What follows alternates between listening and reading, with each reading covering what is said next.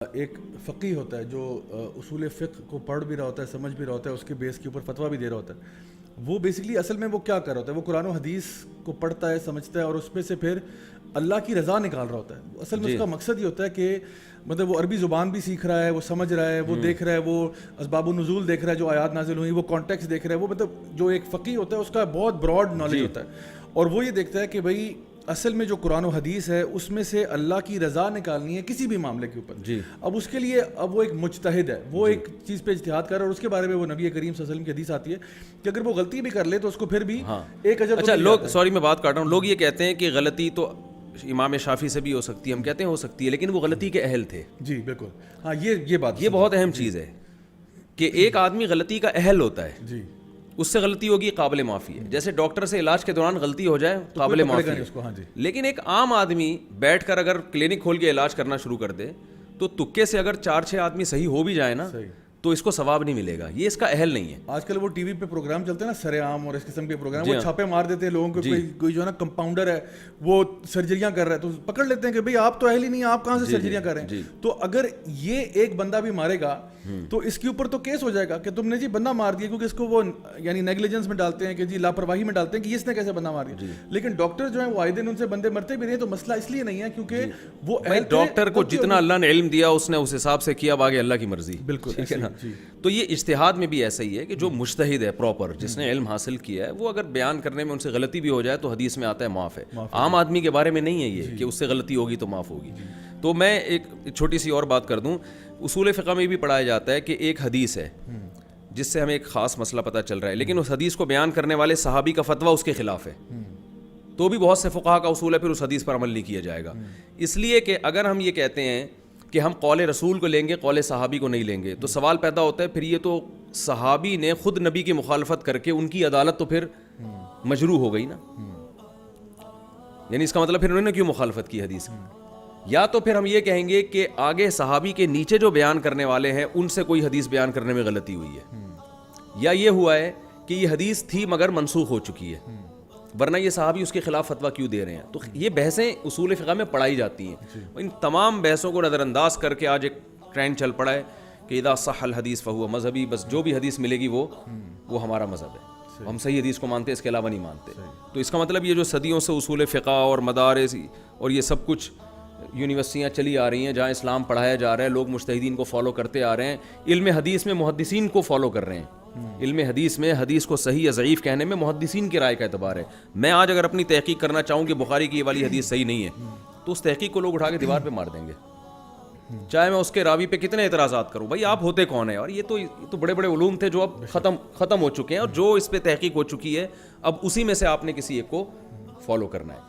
تو میں لوگوں سے ایک اپیل کرتا ہوں کہ آپ دین کی طرف جب آئیں تو آپ نے ان علماء سے علم حاصل کرنا ہے جو پراپر کسی ادارے سے پڑھے ہوئے ہوں. بالکل، باقاعدہ اصول فقہ پڑھے ہوئے ہوں، تفسیر پڑھے ہوئے ہوں. تفسیر اردو میں نہیں، جو عربی تفسیر، جو قرآن جس میں ان کو گرامر سے تفسیر آتی ہو. ایسا نہ ہو کہ وہ جو ہے نا ادھر تفسیر پڑھ لی، اس کتاب سے پڑھ لی، اس کی وہ تو پھر عامی آدمی کو تو تفسیروں تو درجنوں قسم کی ہیں، صحیح بھی ہیں غلط بھی ہیں. تو پراپر وے میں جب علم، لوگ اس میں ایک سوال پوچھتے ہیں کہ بہت سے علماء غلط بھی تو گائیڈ کر رہے ہیں نا، تو اس کا میں جواب یہ دیتا ہوں کہ بہت سے ڈاکٹر بھی تو غلط علاج کر رہے ہیں نا. تو آپ کو صحیح اور غلط ڈاکٹر کا فرق معلوم ہونا چاہیے. تو اسی طرح صحیح اور غلط علماء کا فرق آپ کو معلوم ہونا چاہیے. میں آپ کو یہ بتاؤں مفتی صاحب، میرے اپنے کچھ اساتذہ میں ایسے بھی ہیں جو ماشاءاللہ بہت زیادہ نالجبل، بہت زیادہ انہوں نے اپنی پوری زندگیاں لگا دیں علم سیکھنے میں، سکھانے میں، پڑھنے پڑھانے میں. اور ان کے پاس کوئی سوال لے کے آیا تو انہوں نے، حالانکہ مجھے معلوم تھا کہ شاید وہ مجھ سے پوچھتا، شاید میں جواب دے دیتا، مطلب جذبات میں آتے ہوئے. لیکن ان شیخ کے پاس ایک شخص نے سوال پوچھا تو انہوں نے کہا کہ یہ مسئلہ جو ہے نا آپ فلاں شیخ سے پوچھیں، وہ اس کے ماہر ہیں. سوری میں بات کاٹ رہا ہوں آپ کی. امام مالک کتنے بڑے عالم تھے. امام مالک تبع تابعین میں سے ہیں. اور حدیث میں آتا ہے کہ عنقریب مدینہ میں ایک ایسا شخص پیدا ہوگا کہ جس کی طرف اونٹوں کے کجاوے کسے جائیں گے. پوری دنیا سے لوگ علم حاصل کرنے آئیں گے. تو جمہور محدثین کی رائے ہے کہ اس سے مراد امام مالک ہیں. لیکن امام مالک سے ایک محفل میں سوال پوچھے گئے، 30-35 سوالات تھے. 36 سوال پوچھے تھے. ہاں، کہتے ہیں کہ 30 یا 36 سوالوں کے جواب میں انہوں نے کہا لا ادری، مجھے اس کا جواب معلوم نہیں. اور آج آپ دیکھ لیں جن کے پاس علم نہیں ہے وہ یوٹیوب پہ بیٹھے ہوئے ہیں، فیس بک پہ بیٹھے ہوئے ہیں، ہر بات کا جواب دے رہے ہیں. وہ ہر بات کا جواب دے رہے ہیں، حالانکہ وہ پراپر کہیں سے پڑھے ہوئے نہیں ہیں. تو یہ عجیب حساب کتاب ہے کہ جو نہیں پڑھا ہوا اس کے پاس ہر سوال کا جواب ہے, جو پڑھے لکھے ہیں وہ کہتے ہیں بھائی اس کا جواب میرے پاس. مودودی صاحب اس میں نا بڑی پریشان کن بات, اور جو مجھے بہت ڈراتی ہے, واللہ العظیم مجھے بہت ڈراتی ہے ایک چیز, وہ یہ ہے نبی کریم صلی اللہ علیہ وسلم کی ایک بڑی ہی خطرناک حدیث ہے. آپ نے فرمایا کہ علم جو ہے نا وہ ایک دم سے نہیں اٹھ جائے گا.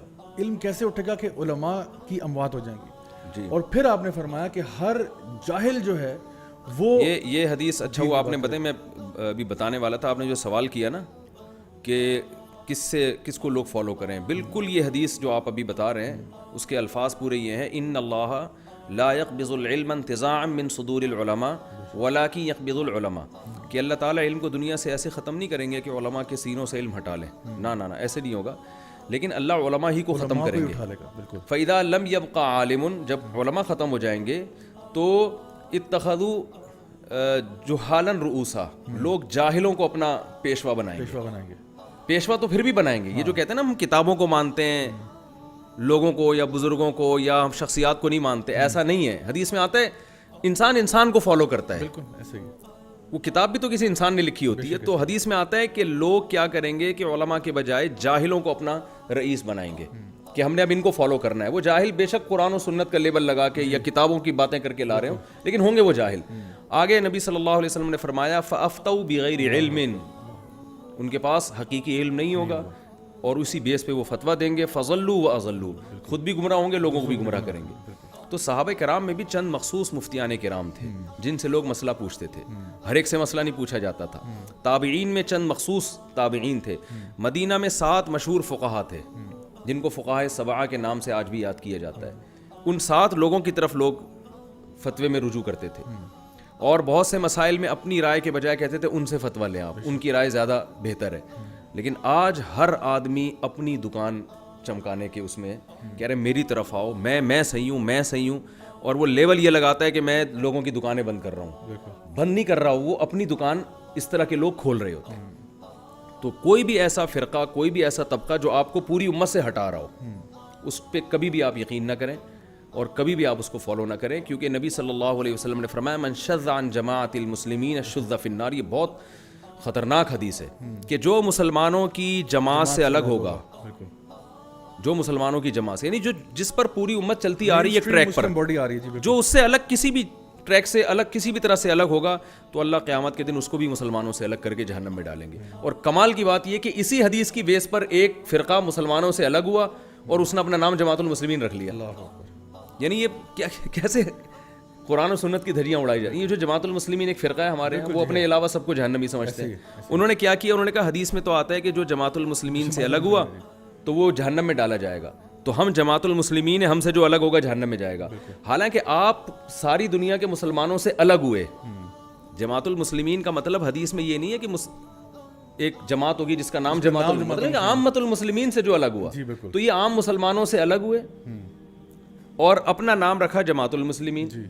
اور پھر حدیث میں کہا کہ حدیثیں اس پہ فٹ کی کہ جو جماعت المسلمین سے الگ ہوگا جہنم میں جائے گا, لہذا آپ سب ہم سے الگ ہیں تو آپ جہنم میں. اب لوگ یہاں بھی ریفرنس کو دیکھ رہے ہیں, یار صحیح مسلم کی حدیث ہے اور ریفرنس کے ساتھ بات کرتے ہیں, اور نام بھی ان کا یہی ہے. ہاں نام بھی یہی ہے. فرقہ تو ناجیہ والی ہم اپنی جماعت کھول لیتے ہیں, یہ طائفۃ المنصورہ بھی کھول لیتے ہیں, تو کہیں جی ہم بھی تو. اب حدیث میں تو آتا ہے 73 فرقے میں سے ایک ہوگا جس کی اللہ مدد کرے گا, منصورہ ہوگا, تو میں اپنا نام منصور خان رکھ لیتا ہوں پھر. ٹھیک ہے نا, اور یہ ہماری طائفہ منصورہ ہے. تو لفاظی ہے, خوشنما نعرے ہیں اندر سے. ہمارے ایک استاذ فرمایا کرتے تھے معلومات ہیں علم نہیں ہے, معلومات ہیں علم نہیں ہے. تو یہ ہے حساب.